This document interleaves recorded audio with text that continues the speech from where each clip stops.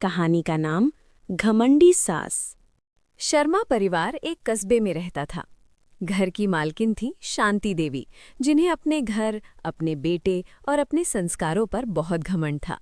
उनका मानना था कि इस घर में उनकी मर्जी के बिना पत्ता भी नहीं हिल सकता। उनका बेटा अमित पढ़ा लिखा और नौकरी पेशा था।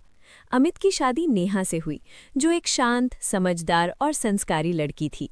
शादी के दिन से ही शांति देवी खुश नहीं थी। कभी दहेज पर ताना, कभी लड़की के मायके पर टिप्पणी, नेहा सब सहती रही।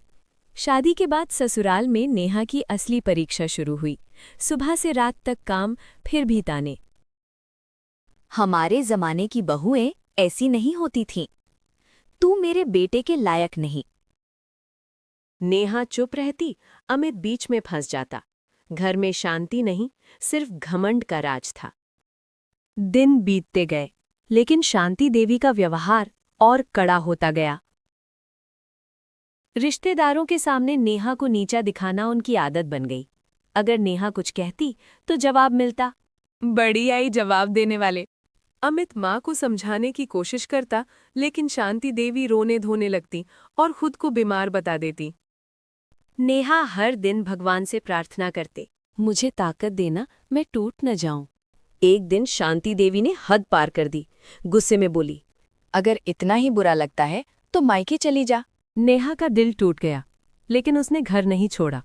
कुछ महीनों बाद अचानक अमित के पिता का देहांत हो गया। घर की जिम्मेदारी शांति देवी पर आ गई। कुछ ही समय में उन्हें पैरालिसिस अटैक आ गया। अब वही घमंडी सास बिस्तर पर थी और पूरी तरह दूसरों पर निर्भर।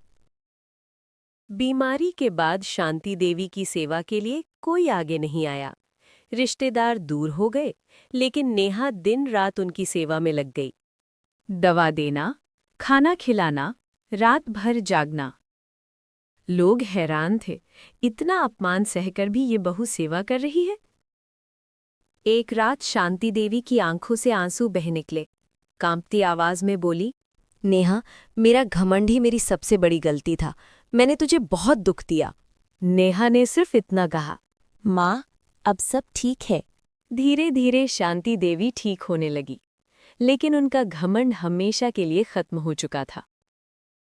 अब वही सास सबके सामने कहती, मेरी बहू मेरे लिए भगवान का रूप है। घर में फिर से खुशियां लौट आईं। हमें इस कहानी से ये सीख मिलती है कि दुनिया में ऐसी कोई चीज नहीं जो टूटने के लिए नहीं बनी।